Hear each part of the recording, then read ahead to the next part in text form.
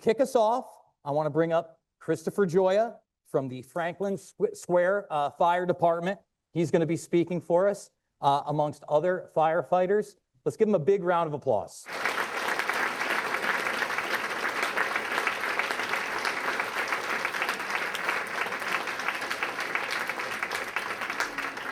"24 years ago, on a beautiful September morning, monstrous evil in the form of murder and high treason descended on America from cloudless blue skies. In the span of a few hours, our country and our world changed forever. Who would dare contemplate such a brazen attack, let alone carry out such a complicated plot? The makings of the attacks on 9/11/2001 can be traced back to another similar plot hatched not by Muslim terrorists, but by our own military and the Joint Chiefs of Staff at the Pentagon in Washington, D.C. The year was 1962, and the plan was called Operation Northwoods. The false flag operation, which is literally the blueprint for the 9/11 attacks, included the hijacking of commercial American jetliners, which would then be swapped out for drone aircraft, which would be blown up by remote control. And it also called for the CIA to orchestrate violent terrorism in U.S. cities, all of which were to be used to ignite and drum up patriotic support for an invasion of Cuba. The proposals were rejected by President John F. Kennedy, and the plan was shelved, along with the general, who was headed the Joint Chiefs of Staff at the Pentagon. Fast forward 38 years. Lower Manhattan is shrouded in smoke from the fires that are burning where the Twin Towers once stood. The Pentagon has been attacked, and there's a hole in the ground in Shanksville, Pennsylvania. The country is in a state of shock, and yet the official narrative is already being fed to the public, anxious for answers. Enter L. Paul Bremer. Bremer was appointed chairman of the National Commission on Terrorism by House Speaker Dennis Hastert in 1999. On 9/11, Paul Bremer was also an executive of Marsh & McLennan, a company whose WTC offices were targeted by one of the planes. Coincidentally, Bremer was also on the board of Komatsu, a company which in 1996 had developed a nanothermite demolition patent that could demolish a concrete structure at high efficiency while preventing noise and flying chips. On the morning of 9/11, instead of going to work at his office in the Twin Towers and dying with hundreds of his fellow employees, Bremer shows up at MSNBC studios, not as an executive at Marsh & McLennan, but as a self-described counter-terrorism expert. He's seemingly unbothered by the fact that his office has just been blown up and his coworkers have all been killed. He amazingly gives us the first announcement that the perpetrators were mostly Osama bin Laden, Iraq, or possibly Iran, and told us we needed the most severe military response we could come up with. Commissions to investigate the JFK assassination and the attack on Pearl Harbor were both initiated within 1 week of the event.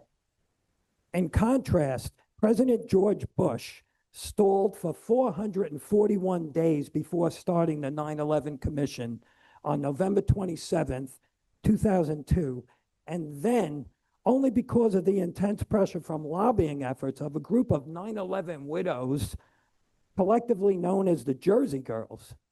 Yet, 5 months prior to this, the Bush administration and the Department of Justice had already moved swiftly to suppress evidence that could be used in discovery proceedings and several lawsuits resulting from the September 11th attacks.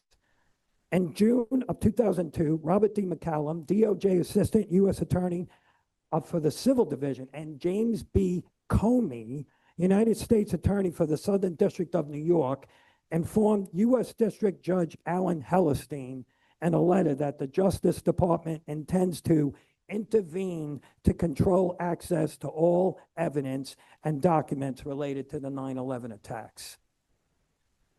So here it is, 24 years later, our government and the Justice Department and the FBI and our mainstream media think we are still stupid enough to keep believing without question that Osama bin Laden and 19 hijackers carried out the 9/11 attacks. They are not concerned about facts or the truth. The FBI flat out stated it had no evidence linking Osama bin Laden to the attacks, and there was no federal indictment. But that does not matter. Just as it does not matter that Osama bin Laden worked for the CIA in Afghanistan and that the Justice Department released the names of 2 Saudi government embassy officials who aided and abetted 2 of the alleged hijackers but refused to turn over more information by invoking state secrets. Mainstream media could not be bothered to report on that or to print a picture of President Bush, Vice President Dick Cheney, Secretary of State Condoleezza Rice, and Prince Bandar of Saudi Arabia smoking cigars on the Truman balcony at the White House on September 13, 2001, while discussing the escape of Saudi nationals and members of Osama bin Laden's family on chartered jets out of the country without first being questioned by the FBI, all of which did take place while Lower Manhattan was still burning, as no other planes were allowed to fly as everything else was grounded. And then there's NIST, the federal agency tasked with investigating the largest fire-induced collapses in world history of WTC 1 and 2 and Building 7, which the 9/11 Commission omitted completely from its final report, like it never happened. 4 years later, in September of 2005, NIST issued a report on the collapse of WTC 1 and 2, stating fire and structural damage from the airstrikes caused a progressive collapse. 7 years later, in November of 2008, NIST issued its report on WTC 7. The building collapsed due to extraordinary once-in-a-lifetime event never seen before or since in high-rise steel frame buildings. Fire was the cause, Shyam Sundar of NIST claimed. Sundar said no evidence of explosives were found, but that NIST did not check for explosives because Sundar said there were no reports of such a sound. But eyewitness testimony from Barry Jennings and others about multiple explosions inside the building proves that Sundar was a bold-faced liar. This is where the whole 9/11 story literally falls apart. NIST ignored NFPA 921, the National Fire Protection Association Guide for Fire and Explosion Investigations. NFPA 921 sets the bar for a scientific-based investigation and analysis of fire and explosion incidents. Referenced in the field, in training, and in court, it is the foremost guide for rendering accurate opinions as to incident origin, cause, responsibility, and prevention. The facts are this: Building 7 was not hit by a plane. There is no jet fuel. It was not a raging inferno. The sprinkler system operated by gravity-fed tanks from floor 21 and above. By the time of its collapse in 5:20 in the afternoon, the fires had mostly burned themselves out. Unbelievably, and most damningly, NIST was forced to admit the entire building experienced total freefall. That is not just not possible without all the load-bearing columns failing at the same time. Maybe in this world, they believe that garbage. But in the real world, fire does not act that way, as any close-up video of Building 7 coming down clearly shows. Maybe that is why NIST really waited 7 years to issue its report. It does not matter. Science does not matter.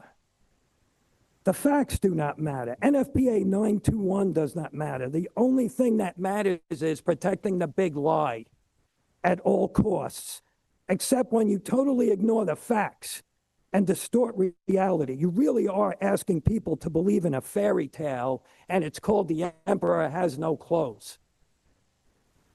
Adolf Hitler said the big lie is a major untruth, uttered frequently by leaders as a means of duping and controlling the constituency. The greater the crime perpetrated by the leadership, the less likely it is that the people will ever believe their leaders to be capable of perpetrating such an event. Mainstream news has rendered itself all but useless by perpetuating these lies and abandoning all sense of ethical and investigative reporting on this and other major issues such as the coronavirus, which has resulted in most Americans just tuning them out. According to a recent Gallup poll, 8 out of 10 Americans do not believe the news is accurate and that an agenda is now being imposed on them. How about our celebrity journalists celebrate their own crucial role as defenders of democracy? If they do not want to render themselves useless, they need to swear allegiance to the facts. If they do not, and wherever they lead, and not just to the party line. Or as Senator John Kennedy of Louisiana put it more indelicately, they have to be equal opportunity jackasses. So where do we go from here? 2 groups, the Lawyers Commission, 9/11 Inquiry, and Architects and Engineers for 9/11 Truth have been relentless in their quest for justice, and the fight continues. By keeping the public informed with the facts that can be proven, and with the filing of lawsuits to seek legal redress, the fight rages on. That is the single biggest thing that the real perpetrators of 9/11 don't want. That is for 9/11 to wind up in a courtroom with attorneys and subpoenas and before a judge and a jury that would consider all the evidence. It is the cornerstone of the American justice system. And up till now, we've been denied that by a Justice Department that protects the real perpetrators by hiding them behind state secrets. Yet would deny legal standing and justice to the survivors of 9/11 and the family members of the victims who were murdered. President John F. Kennedy once said, "The very word secrecy is repugnant in a free and open society. And we are, as a people, inherently and historically opposed to secret societies, to secret oaths, and to secret proceedings. Our way of life is under attack. Any reasonable person must conclude that the government is hiding something and is afraid of the truth, as there is absolutely no reason not to declassify and release all the information related to 9/11. People lie, but the facts don't. The inalienable fact about this horrible crime is this: if our government continues to urinate down the backs of the American people about 9/11 by telling them it is raining, the heavens will fall and justice will be done when the people find out it is not." Thank you.